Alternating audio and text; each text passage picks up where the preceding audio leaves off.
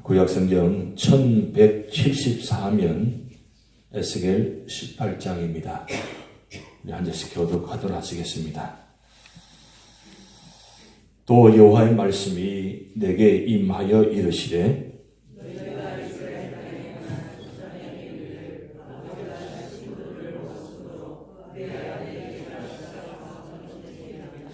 주 여호와의 말씀이니라. 내가 나의 삶을 두고 맹세하노니 너희가 이스라엘 가운데에서 다시는 이 속담을 쓰지 못하게 되리라.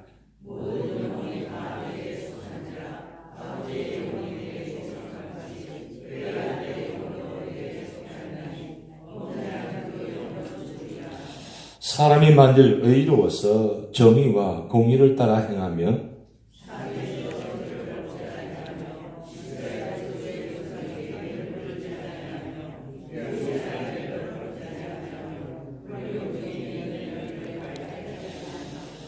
사람을 학대하지 아니하며 빚진 자의 저당물을 돌려주며 강탈하지 아니하며 줄인 자에게 음식물을 주며 벗은 자에게 옷을 입히며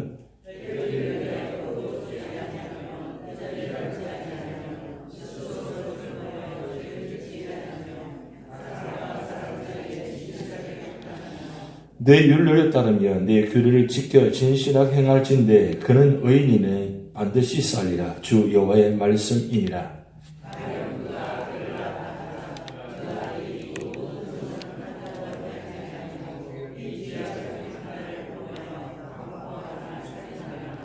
산 위에서 재물을 먹거나 이웃의 아내를 더럽히거나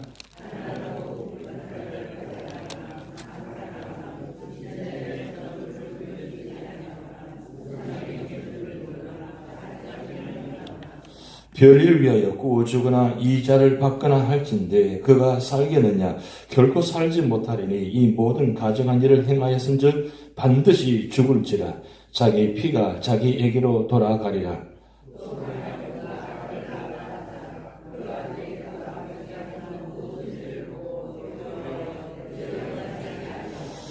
산 위에서 재물을 먹지도 아니하며 이스라엘 족속의 우상에게 눈을 들지도 아니하며 이웃의 아내를 더럽히지도 아니하며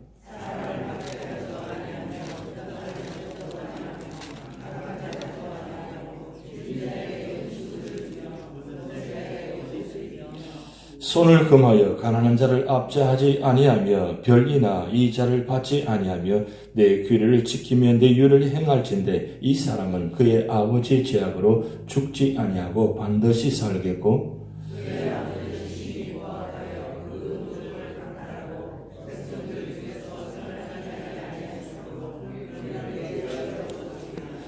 그런데 너희는 이르기를 아들이 어찌 아버지의 죄를 담당하지 아니하겠느냐 한도다. 아들이 정의와 공의를 행하며 내 모든 율례를 지켜 행하였으면 그는 반드시 살려니와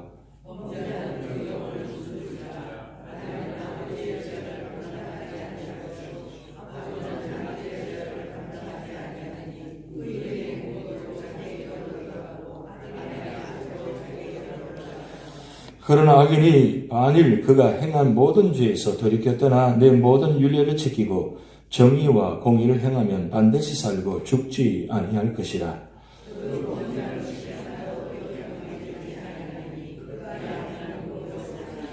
주 여호와의 말씀이니라. 내가 어찌 악인이 죽는 것을 조금인들 기뻐하랴. 그가 돌이켜 그 길에서 떠나 사는 것을 어찌 기뻐하지 아니하겠느냐.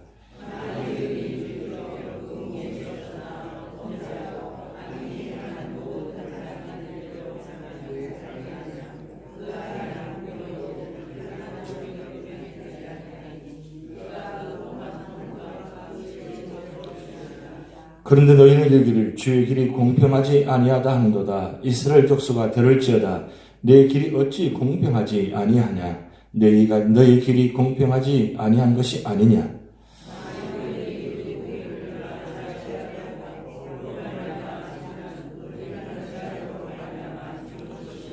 만일 악인이 그 행하는 악을 떠나 정의와 공의를 행하면 그 영혼을 보존하리라.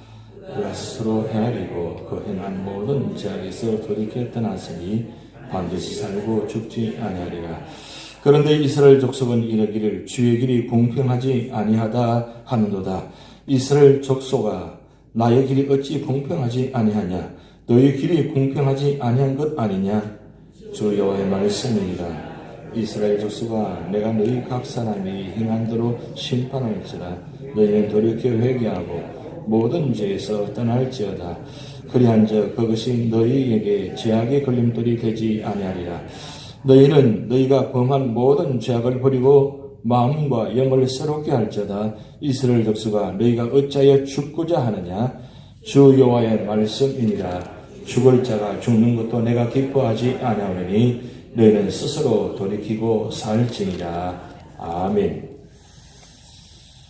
12월 1일 첫날입니다. 대강절 첫 시작한 날입니다. 이번 대강절 기간도 여러분 오신 주님을 기억하면서 오신 주님을 다시 바라보면서 믿음으로 승리한 대강절 기간 되시기 바랍니다. 에스겔 18장은 에스겔 전체 말씀을 전체 한 단면을 보여줍니다. 1차, 2차 포로로 잡혀가 있는 그 바벨론 땅에 어떤 생각들이 많이 갖고 있냐면 우리가 이렇게 바벨론 땅에 잡혀온 것은 우리의 죄보다는 조상들의 죄 때문이다. 조상들이 잘못해서 하나님께서 진노하셔가지고 우리가 이렇게 화를 당한다. 그런 생각이 많은데 놀랍게도 그때 당시에 속담에 그런 생각이 속담이 많이 전했다는 겁니다. 좀 말이 안 되는 이야기인데 아버지가 신포도주를 먹었으므로 그의 아들이 이가 시다고 한다. 이런 속담이 부렸다는 겁니다. 아버지가 신포도를 먹었는데 아들이 이가 실일까요?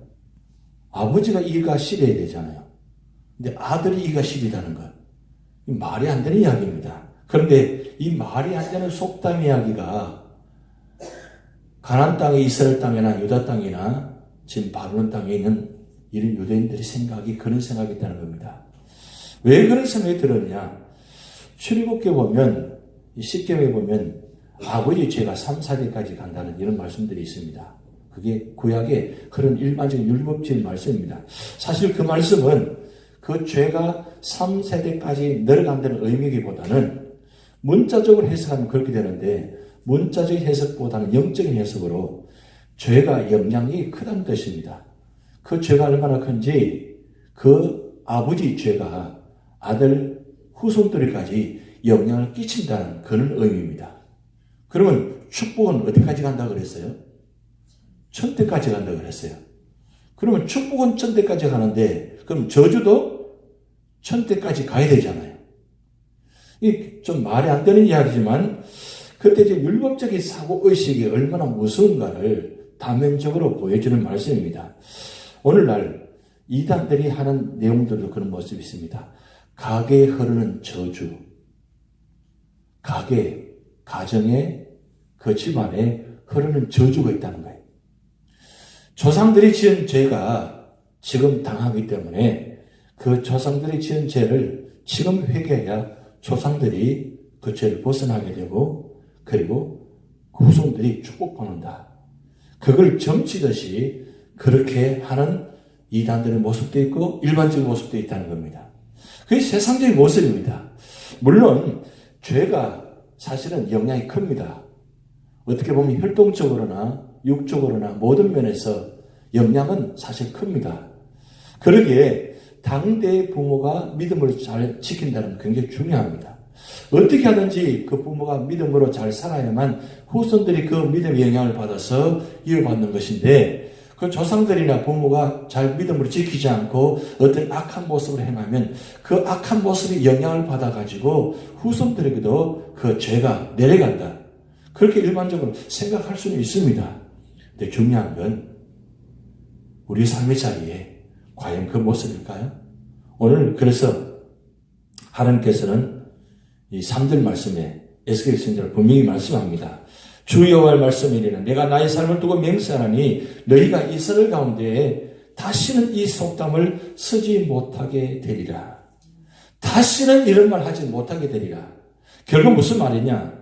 모든 영혼은 다 내게 속한 것인데 아버지의 영혼이나 아들의 영혼이 다 내게 속했다는 겁니다. 그 말씀을 다시 해석하면 아버지 죄는 아버지 죄로, 아들의 죄는 아들의 죄로, 아버지의 의로움은 아버지의 의로움으로, 아들의 의로움은 아들의 의로움으로 다 각자 개인에 따라 하나님께서 형벌을 취한다는 말씀입니다. 그럼 중요한 것은 우리가 어떤 삶의 자리든 간에 하나님 말씀대로 믿음으로 산다는 것이 중요한 것입니다. 그런데 사실 축복의 영향보다는 악의 영향은 사실 큽니다. 사실 축복의 영향이 커야 되는데 어떻게 이상하게 악의 영향이 크다는 사실. 그래서 악이 얼마나 이 모습이 악하고 큰지 그 영향력이 크다는 사실입니다. 그런데 왜 그러냐? 왜 악의 영향이 크냐? 우리 인간 속에, 우리 속에 이 죄성이 갖고 있기 때문입니다. 이 죄가 얼마나 큰지 로마서 1장에 보면 그 하나님 죄성을 아주 상세히 기록해 놓았습니다. 하나님께서 버려두시면 인간의 죄의 모습이 얼마나 악한 모습인지 그 모습을 아주 정확하게 기록해 놓았습니다. 옛날이나 지금이나 그 죄성의 모습은 우리 속에 감추어져 있는데 이 죄성이 하나님을 떠나게 되면 하나님과 상관없이 살게 되면 우리 순간의 속에서 죄성이 드러난다는 거예요. 이 드러나는데 얼마나 추한지 얼마나 악한지. 그래서 그런 말 하죠. 아니 사람이 어떻게 저럴 수가 있어요? 어떻게 저까지 행할 수 있어요? 어제까지 그렇게 좋은 사람인데 그렇게 믿었던 사람인데 내가 30년 동안 같은 교회에서 바라보았는데 아니 어떻게 한순간에 저렇게 돌변할 수 있어요? 원래 그래요. 그럼 단지 드러나지 않았을 뿐입니다. 그러면 그 사람만 그러냐요? 그 사람만 그랬을까요? 그럴 수 있을까요? 아닙니다. 나도 그럴 가능성이 99%가 아니라 100% 될 수 있다는 겁니다. 왜냐하면 나도 그 사람의 다를 바 없이 우리 속에 죄성이 갖고 있기 때문입니다. 단지 우리는 예수 그리스도 구원받고 성령으로 인침으로 성령 안에서 너를 조절해 주시니까 그나마 예배의 자리를 지키고 믿음의 자리를 지키고 말씀의 자리를 지키고 있으니까 그나마 눌러져 있는 것뿐이지 어느 순간에 나도 모르게 불쑥불쑥 드러나는 모습. 그래서 사도 바울이 그렇게 고백하고 있잖아요. 내 속에 두 자가 있어서 날마다 싸우노라. 사도 바울이면 얼마나 믿음이 좋은 사람입니까? 얼마나 은혜 받는 사람입니다. 다메섹 도상에서 예수 없이 만난 사람입니다. 그런 그분도 그렇게 복음을 전하면서 날마다 내 속에 두 자가 있어가 날마다 싸우노라. 그래서 심지어는 그가 그렇게 고백했습니다. 나는 죄인 중에 괴수라고 그랬어요. 사도 바울이 죄인 중에 괴수면 우리는 어떨까요? 우리하고는 상관없는 말씀입니까? 그랬으면 좋겠습니다. 사도 바울이 오죽했으면 그렇게 고백했을까요? 그건 그렇게 고백할 수 있는 것은 말씀 앞에 있으니까, 하나님 앞에 있으니까 내가 누구인가를 지금 말씀한 겁니다. 그래서 예수님께서 이 땅에 오셔서 제일 먼저 설교하실 때 팔복을 말씀하셨습니다. 근데 팔복 중에 첫 번째 말씀, 심령이 가난한 자는 복이 있나니. 심령이 가난한 뜻은 육체적인 어떤 삶의 가난이 아니라 영적으로 가난한 상태.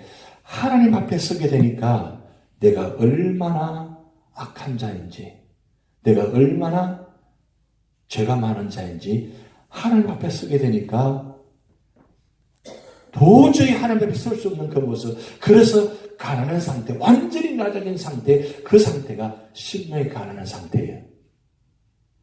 우리가 삶의 자리에 이 모습이 되어질 때에 우리 삶의 자리에 이 악함에 흐르는 저주가 없어진다는 거예요. 그런데 오늘 우리 삶의 자리는 어떻습니까? 나의 죄는 보지 않고 다른 사람의 죄만 자꾸 봅니다. 남의 눈에 있는 들보는 크게 보내 나의 티는 작게 보입니다. 사실은 그 사람의 들보보다 내 들보가 더 큰데 어떻게 보니까 내가 보는 것은 다 옳고 나는 의롭고 그래서 언제나 다른 사람을 대할 때는 율법적으로 대하고 나에게 있어서 스스로는 어떻게 복음적으로 대하는 자세. 이게 언젠가부터 말씀의 자리에 기도의 자리를 지키는 분이 더 그런 모습으로 되어진다는 거예요. 그래서 이상하게 예배를 열심히 드리고 말씀을 많이 읽고 기도 많이 하는 분이 어떻게 보면 더 율법적이게 되고 사실은 더 복음적이게 돼야 되는데 이상하게도 자꾸 그렇게 변질되어 간다는 거예요. 왜 그러냐? 그게 우리가 인간의 모습입니다. 그래서 하나님께 엎드리면 엎드려 더 낮아져야 되고 더 겸손해져야 되는데 엎드리면 엎드릴수록 더 높아지려고 하는 이런 모습들이 왜 그러냐? 우리 속에 이런 죄악된 모습이 있기 때문입니다. 그러니까 우리는 하나님 앞에 서지 못하면 우리는 언제나 그런 모습이 드러날 수 있다는 거예요. 지금 하나님께서 에스겔 신을 통해서 지금 바벨론 땅에 포로로 잡혀와 있는 그들의 모습, 왜 그들이 와 있느냐? 왜 이 땅에 와 있느냐? 유다 땅에 있는 사람들은 어떻게 생각하는 줄 아십니까? 저들의 죄 때문에 저들이 죄가 많아서 포로로 잡혀갔다 하고 그리고 바벨론 땅에 있는 이 유다 땅에 있는 사람들은 어떻게 생각하느냐? 저들 죄 때문에 우리가 이렇게 죄가 있다. 심지어는 조상들의 죄 때문에 이렇게 우리가 포로로 잡혀와 있다. 이렇게 생각하지 않으니까 얼마나 기가 막히잖아요. 그래서 하나님께서 에스겔 선지자를 딱 정리시킵니다. 이 모든 죄는 누구 죄도 아니고 다 나의 죄 때문이다. 내가 믿음으로 정직하게 하나님의 믿음으로 살면 그 믿음을 통해서 내가 축복받는 것이지 그리고 그 축복이 아들에게도 전달되느냐? 또 그렇지 않다는 겁니다. 결국 나의 축복은 나의 축복이고 아들의 축복은 아들의 축복이고 나의 잘못은 나의 잘못이고 아들의 잘못은 아들의 잘못이다. 그것을 분명히 하나님께서 정리하십니다. 선인과 악인의 차이점은 한 가지입니다. 하나님 앞에 있느냐 하나님 떠났느냐 그 모습입니다. 오늘 우리 삶의 자리가 어떤 모습이냐 한번 생각해 보시기 바랍니다. 대강절 첫 시작입니다. 이 대강절 주님께서 우리 죄를 구원하시기 위해서 오셨습니다. 이미 초림의 예수님이 오셨습니다. 그렇다면 왜 주님께서 이 땅에 오실 수밖에 없었는지 누구 때문에 이 땅에 주님께서 오셔야 되는지 왜 오셨는지 그리고 거기서 끝나지 않으시고 왜 또 다시 오셔야 되는지 이 대학절 기간 동안 한번 깊이 한번 생각해 보시기 바랍니다. 다 누구 때문이 아니라 다 나 때문입니다. 나 때문에 주님께서 오셨고 나 때문에 다시 주님께서 다시 오신다는 것. 나 때문에 초림에 오심은 나를 구원해서 오신 것이고 심판하시고 오신 것이 아니라 나를 구원해서 오신다는 것. 오셨다는 것. 그리고 다시 오실 주님도 나를 심판하시고 오실 것이 아니라 나를 이 세상에서 구원하시기 위해서 다시 오신다는 것. 그래서 구원의 소망을 가지고 믿음으로 승리하는 여러분 되시기 바랍니다. 다 같이 기도를 하시겠습니다. 하늘에 계신 우리 아버지여 이름이 거룩히 여김을 받으시오며 나라에 임하옵시며 뜻이 하늘에서 이룬 것 같이 땅에서 이루어지이다. 오늘날 우리에게 일용할 양식을 주옵시고 우리가 우리에게 죄전자를 사하여 준 것 같이 우리 죄를 사하여 주옵시고 우리를 시험에 들게 하지 마옵시고 다만 악에서 구하옵소서. 대개 나라와 권세와 영광이 아버지께 영원히 이사옵나이다. 아멘.